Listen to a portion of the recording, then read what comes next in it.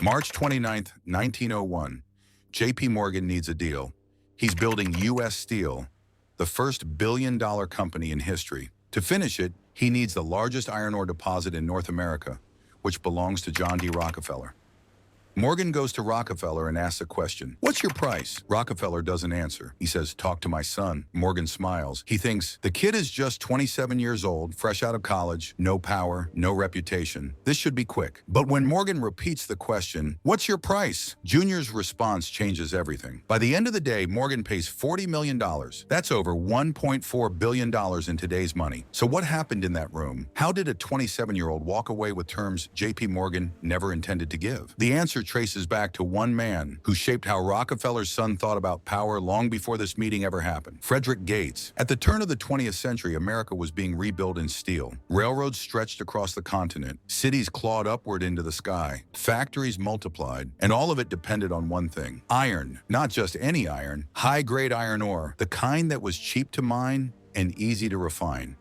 The most valuable source of that iron lay beneath northern Minnesota, the Mesabi Range, a 120-mile-long vein of ore so pure it redefined steel economics. It wasn't just the largest iron deposit in North America, it was the strategic choke point of industrial America. And it belonged to one man, John D. Rockefeller. Yet Rockefeller rarely spoke about the Mesabi publicly. He didn't need to. Everyone in steel knew who controlled it, including Andrew Carnegie and especially J.P. Morgan. By 1901, Morgan was attempting something that had never been done before. He was consolidating the steel industry into a single entity, U.S. Steel, the first billion-dollar corporation in history. By this point, Morgan had already absorbed Carnegie Steel. He had the mills, he had the railroads, he had the capital. But without Mesabi iron, the structure was incomplete, a monopoly with a missing keystone, and Morgan knew it. Morgan assumed the final step would be straightforward. Rockefeller was in his 60s, publicly withdrawing from daily operations, spending more time on philanthropy and religion than on deal-making. The narrative was simple, and the old man was ready to sell. So Morgan arranged the meeting and asked the only question that mattered. What's your price? Rockefeller didn't negotiate. He didn't counter. He didn't even pause to consider. He looked at Morgan and said, talk to my son. The room changed temperature. Morgan smiled politely. Internally, he relaxed. The son was 27 years old, recently graduated, no established power base, no public reputation. Morgan had negotiated with emperors of industry, railroad barons, banking dynasties. A young heir didn't concern him. This was supposed to be quick, but what Morgan didn't know was that this wasn't deflection, it was deployment. Years earlier, Rockefeller had made an unconventional decision. Instead of grooming his son through apprenticeships or figurehead roles, he hired a teacher. Frederick Gates, a Baptist minister, not a financier, not a steel man, not a Wall Street insider, a man trained in discipline, logic, and moral philosophy. Gates didn't teach junior tactics. He taught frameworks, how capital flows, how incentives distort behavior, how power reveals itself under pressure. But above all else, Gates emphasized one rule. Never name your price first. Price is information. Information is leverage. The moment you speak a number, you reveal your expectations, your urgency, your limits. Silence forces the other party to reveal theirs. Junior practiced this relentlessly. Mock negotiations, low-stakes purchases, real business situations under supervision. Every time he slipped, Gates corrected him. Every time he rushed, Rockefeller reinforced the lesson. The goal wasn't to win one deal, it was to build instinct. By 27, Junior was conditioned. When Morgan turned to the son, he expected compliance. What's your price? Junior didn't answer. He didn't stall, hedge, or smile nervously. He said, Mr. Morgan, I think there must be some mistake. I did not come here to sell. I understood you wish to buy. The power dynamic inverted instantly. Morgan had lost first mover advantage. Now he had to reveal intent. In negotiation, this is the moment everything shifts. Morgan could no longer probe. He had to commit. And commitment reveals urgency. Morgan needed the iron. Without it, U.S. Steel would launch incomplete, vulnerable, exposed. Eventually, Morgan made the offer. $40 million,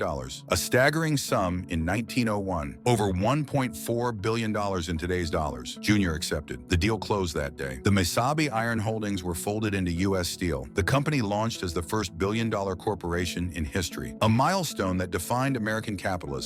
But the real victory wasn't the cash, it was the position. The Rockefeller family received substantial U.S. Steel stock, influence inside the industrial machine, protection against future consolidation. Junior had done exactly what he was trained to do, protect the system. In 1910, Junior exited U.S. Steel entirely. He redirected his life toward philanthropy. By the end of his lifetime, he would give away over $540 million, funding universities, public health initiatives, scientific research. The Rockefeller Foundation still distributes billions today, all of it built on principles established decades earlier. Rockefeller didn't just build wealth, he built continuity. Most fortunes collapsed by the third generation. The Rockefeller fortune didn't, because he transferred systems, and the most powerful system was informational control. In any negotiation, the person who names the price first loses leverage. Price is a confession. It tells the other party what you believe is reasonable, what you fear losing, how badly you want the deal. Morgan revealed his ceiling, Junior revealed nothing. That asymmetry compounded. This principle hasn't aged. It shows up everywhere. In salary negotiations, if you say $80,000 and the employer was prepared to offer $100,000, you've permanently lost $20,000. Not just this year, but every year that follows. If they say $100,000 first and you wanted $80,000, you just gained $20,000 without asking. In startup acquisitions, the buyer who names the price signals urgency. The seller now negotiates upward from a known floor. In real estate, the first offer reveals desperation. Patient buyers wait. Desperate buyers overpay. Silence is not passivity, it's leverage. Rockefeller's genius wasn't the deal, it was the design. A system that didn't depend on one man's brilliance, but on transferable principles. Junior didn't outsmart Morgan, he outdisciplined him. He followed one rule under pressure, and that rule scaled across generations. Information asymmetry compounds. The person who speaks first gives up power. The person who waits controls the outcome. Junior learned it at 27, applied it for the rest of his life. One principle, one moment of restraint, a generational empire preserved. What decided that $1.4 billion